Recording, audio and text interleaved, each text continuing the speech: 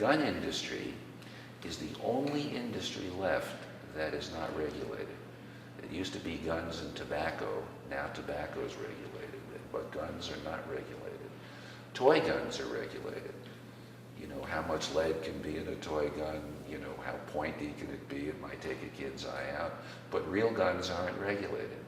People who are on the terrorist watch list, who cannot buy a plane ticket, they can't get on a plane, can go and legally buy any gun they want.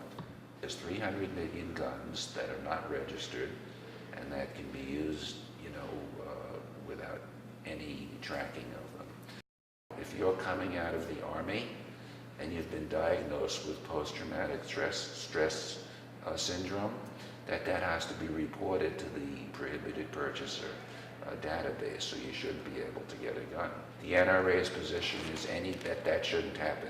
Anybody who's been in war and served the country should get any guns they want.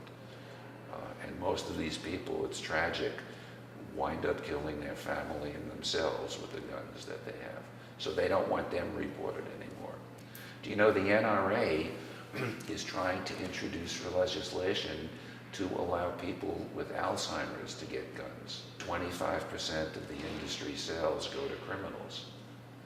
You would think that since the NRA's position is that we need to be safe against criminals, they want to pass every law that would make it harder for criminals to get guns, but that's not what they want to do.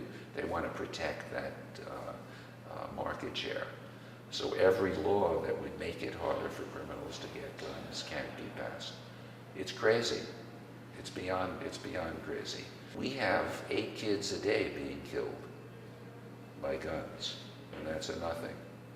You know, that's like, oh, part of, you know, that's the price for having a Second Amendment. Well, that's over. That's going to change.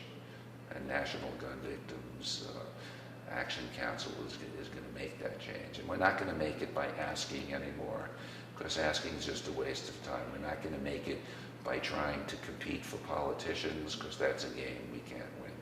We are going to make it by introducing an economic lever so that everything, all the organizations are working on, the Brady's, the gun violence prevention groups, will now have an economic lever behind it.